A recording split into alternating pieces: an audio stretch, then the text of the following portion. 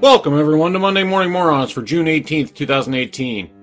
This week, in honor of Father's Day, I thought we'd take a look at just what these social justice types think of men. And do try to remember, all they want is equality, right? Harvard Medical School ashamed of white male department heads. Well, there goes Harvard, once one of, if not the most, prestigious schools in the world. Now, beginning the rapid dive down the social justice rabbit hole just like Missouri, Evergreen, and Berkeley. The Harvard University Medical School has removed portraits of former department chairs from a lecture hall because the individuals pictured were not sufficiently diverse. School officials confirmed Friday afternoon that the portraits of 31 medical school deans, which formerly hung in the school's Borstein family amphitheater, have been dispersed to various lobbies and conference rooms. All 31 individuals depicted in the portraits are men, and while one is Chinese, the other 30 are also white. Dr. Betsy Nabel, the hospital's president, told the Boston Globe last week that the portraits do not reflect the diversity of students at the medical school, and suggested that so many portraits of white males may make medical students uncomfortable. I have watched the faces of individuals as they have come into Borstein, Nabel explained. I have watched them look at the walls. I read on their faces, interesting, but I'm not represented here. That got me thinking, maybe it's time that we think about respecting our past in a different way. Yeah. Pictures of white guys make people uncomfortable because, well, look at them.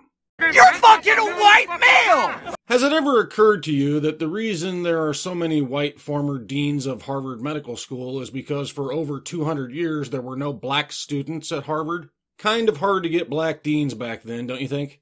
Did it ever occur to you that perhaps students of other colors might have a sense of pride in attending such a prestigious school that previously excluded them? That perhaps seeing these pictures might give them a sense of the real progress our society has made? Ever considered that maybe your students would be better off looking to the future rather than trying to erase the past? Foreign Name, a student at Harvard Medical School, told the Globe that she wasn't surprised by the lack of diversity in the portraits, but cautioned that removing them might not promote actual change. It's easy to remove people from the wall. It's more difficult putting people of color in power, she observed. And here I thought diversity was about equality. What a surprise. It's all about power. I'm so shocked. Harvard Medical School spokesman Gina Wild said in an email that change is coming. It is vitally important to know that the lack of diversity seen in art at HMS reflects the school's past, not its present, she added. So we're going to hide the past so our students can repeat it rather than learn from it. How nice of you, Harvard. Perhaps you folks ought to add 1984 to the required reading list, huh? There's a wonderful part in there about the memory hole you might find instructional. What's next, Bob? Professor says feminists have every right to hate men. I'm just gonna stick this right here. I just have a hunch that we're going to need that word here in a minute. Northeastern University's Director of Women's, Gender, and Sexuality Studies demands that men step away because we have every right to hate you. Suzanne Walters, who is also a professor of sociology at NU, asks, why can't we hate men? In a Friday op-ed for the Washington Post. Just to answer your question real quick, no one says you can't. You can hate men all you like, Cupcake. Tells the rest of us just how foolish and ignorant you are, but you go right ahead with your blanket condemnations of half the population of the planet, Toots. So in this moment, here in the land of legislatively legitimized toxic masculinity, Walters begins, is it really so illogical to hate men? Yes, it is. It is always illogical to hate entire groups of people based solely on some biological trait because people are not groups. They are individuals. Do you like every woman on the planet just because they're women?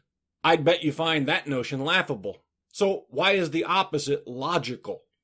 My edge has been crossed for a long time, Walters said, citing the recent Eric Schneiderman and Harvey Weinstein accusations and the incidents of live-stream sexual assaults and red pill men's groups and rape camps. Just a quick note on the red pill men's groups. Follow the link and you find another opinion piece. No facts, just opinions, lumping all men's rights to the most objectionable group, PUAs, pickup artists. As expected, these women who write these articles haven't spent more than 2 minutes researching the topic they pretend to inform us all about with such authority. PUAs are not MRAs. I don't want to run off on a tangent here, though, so we'll leave that discussion for another time.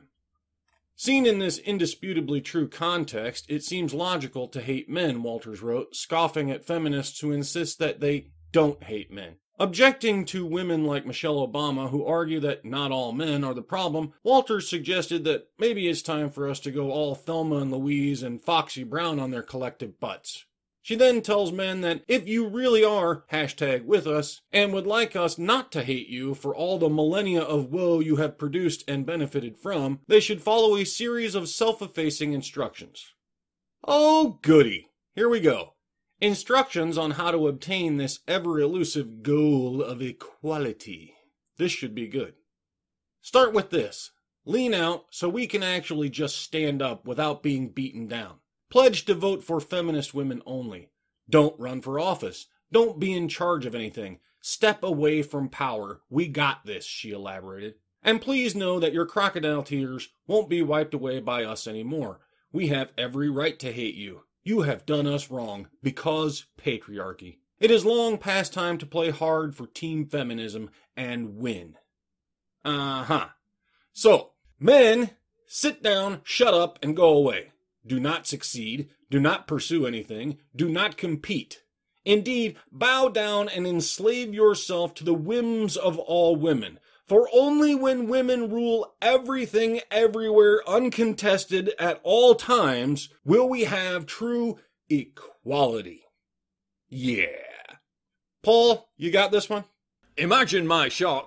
While Walters advocates for electing women instead of men in the op-ed, she also asserted in an interview with Northeastern's news website during the 2016 election that not just any woman would do, saying that sending a woman like Carly Fiorina or Sarah Palin to the White House would set all women back because of their anti-feminist agendas. Wait, are you trying to tell me that not all women agree with you? That not all women think exactly the same thing all the time? One more time, Paul. Imagine my shock. It's almost like you're saying politics matter, not gender. Weird.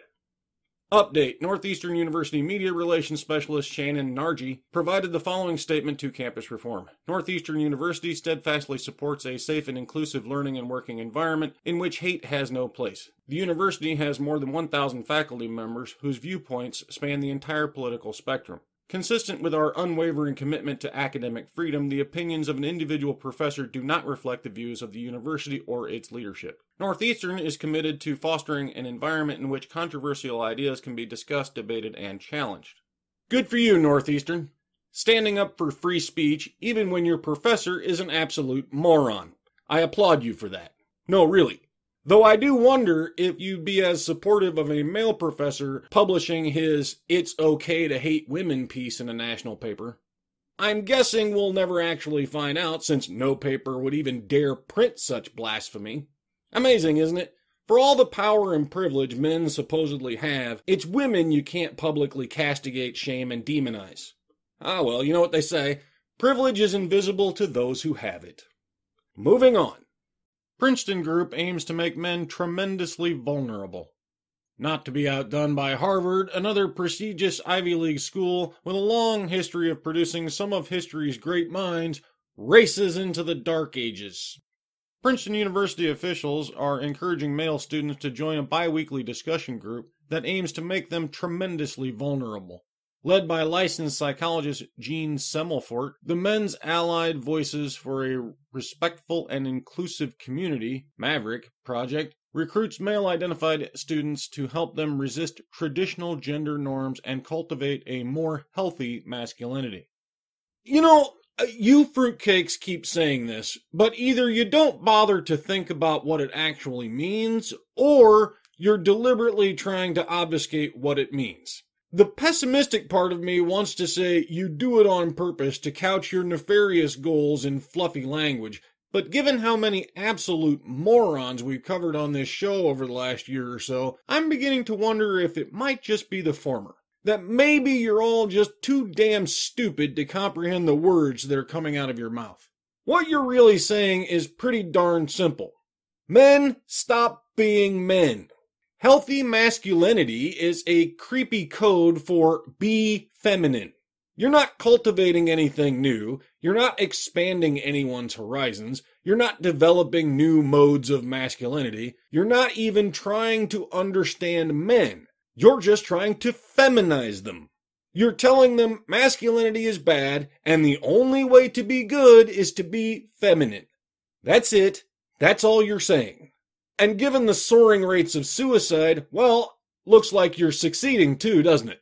Men who can't be women because it's simply not in their nature are killing themselves because it's the only escape from the evil masculinity you've branded them with because of the way they were born.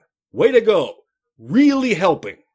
We as men can unpack our own internalized ideas about what it means to be a man, writes Carl Adair, the Princeton English professor who runs the blog for Maverick Project, who also asserts that we can't dismantle the institutional privilege that men enjoy if we're not willing to ask hard questions of ourselves about the privilege we've been granted in our own lives. We're asking ourselves to be tremendously vulnerable, which runs against the grain of everything men are taught, he adds.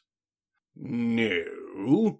What you've done is very narrowly defined what it means to be a man so that you can demonize anyone who happens to share some of those opinions or attitudes and guilt trip them into being more feminine. For example, I was not taught that men don't cry. I just don't. I express grief and sadness in other ways. No one forced that on me. It's just the way I am. But you've decided that the way I am is wrong because it's not what women do. Well, fuck you. That doesn't make me heartless or cold or somehow evil. I am not wrong. You are for being a narrow-minded shit and assuming we all have to emotionally react the way you think we should.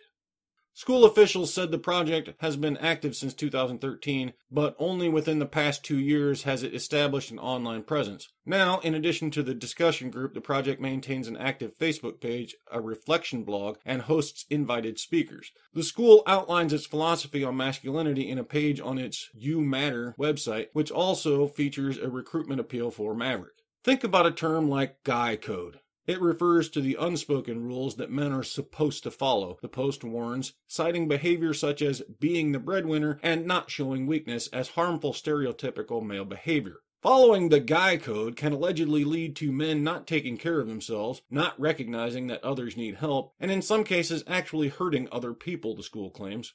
Instead of following these stereotypical masculine ways, Princeton officials say men should buck stereotypes and practice showing vulnerability as well as kindness and tenderness to their friends and peers. By showing a fuller range of emotions, the school adds, men can care for others and contribute to a more respectful culture for all genders.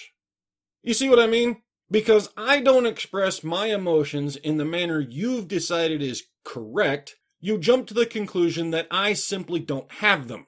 Not true at all. You simply refuse to understand that everyone expresses emotions differently. Since I already mentioned crying, let's use that as an example.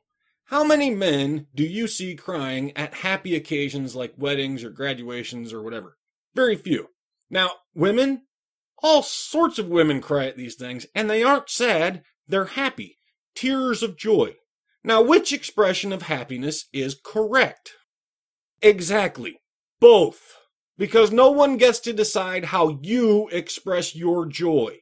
But what you're doing is deciding which emotions are masculine and which are feminine, dividing them up into good and bad, and then deciding which is the proper way to express them. Crying? Feminine. Good. Yelling? Masculine. Bad. Love? Feminine. Good. Anger? Masculine. Bad. You're ascribing everything bad to men and everything good to women, despite the fact that both men and women have all of these emotions, and both men and women express these emotions in good and bad ways. Seems like a good segue into toxic masculinity this week, Bob. Let's just see how evil and violent masculinity really is. 13-year-old girl charged with murder after stabbing friend during sleepover. Police have charged a 13-year-old suspect with murder for the stabbing death of a Fort Worth teenager. Nyla Lightfoot, 14, was stabbed Tuesday morning at an apartment complex on Peyton Lane in South Fort Worth. Family members say Nyla was spending the night at the suspect's house and they got into an argument. The female suspect pulled out a knife and stabbed Nyla several times, police say. Nyla was taken to the hospital but did not survive. The medical examiner said she died from a stab wound to her neck and chest. Fort Worth police are not identifying the suspect since she is a minor. The judge ruled the 13-year-old would not be released to her parents or anyone else, and she will stay in juvenile detention. Antoinette Carter says her daughter and the 13-year-old murder suspect were on and off friends. She says the 13-year-old wanted to spend the night with Nyla. When Carter said no, the friend insisted Nyla come over and get clothes she left at the suspect's apartment. Carter became emotional as she described a confrontation that turned into a physical fight between the two teenage girls. She whooped you. You should have accepted it, the mother said. No, you had to go back into the house, get a knife, and stab and kill my baby. Now I'm daughterless. My heart feels like it's been ripped out and stomped on. The parents of the 13-year-old were at the detention hearing but did not want to talk. Trent Lofton is a juvenile court attorney not associated with the case. He says because the girl is 13, she cannot be certified as an adult. At the age of 13 years old, you're within the parameters. You can definitely be sentenced to prison for a long time, he explained. The attorney for the 13-year-old isn't ready to comment on camera, but says eventually the case will have to go to a grand jury as part of the legal process. Clearly masculine behavior, right? I mean, it has to be. Masculinity is everything bad, and this is bad, right? Violent outburst when two girls first got into the fight, right? Violent outbursts are strictly masculine behavior. Murderous impulse when the loser of the fight decided it wasn't over yet and stabbed the older girl to death. Murderous impulses are pure masculine behavior. Yes, Bob, I know they were girls, but have you forgotten already? A licensed psychologist had decided that violence is strictly a masculine trait. Femininity can do no wrong. Only men are violent. Women express their emotions in wholesome, healthy ways. So clearly these two girls were not feminine. They were masculine and therefore toxic males. You buy that? Me neither. Let's move on. Give us something funny. Florida man drops meth off at sheriff's office for testing after suffering bad reaction, police say. A Florida man was arrested this week after asking a sheriff's office to test his drugs, authorities said. The Putnam County Sheriff's Office said Douglas Peter Kelly, 49, of Hawthorne, told officers he suffered a bad reaction after smoking methamphetamine he purchased a week prior. The suspect said he believed because of the violent reaction he had after smoking the drug, he was sold the wrong narcotic, the sheriff's office explained in a Facebook post, which has since gone viral.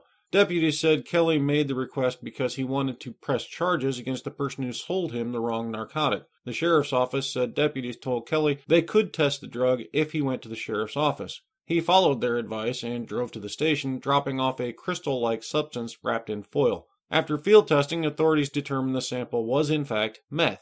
Kelly was then arrested and charged with possession of methamphetamine. He was being held at Putnam County Jail on $5,000 bond before being released on Wednesday night.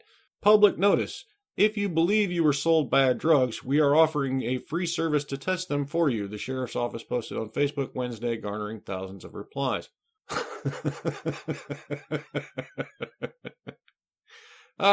Sometimes it's good that people are so fucking stupid, huh?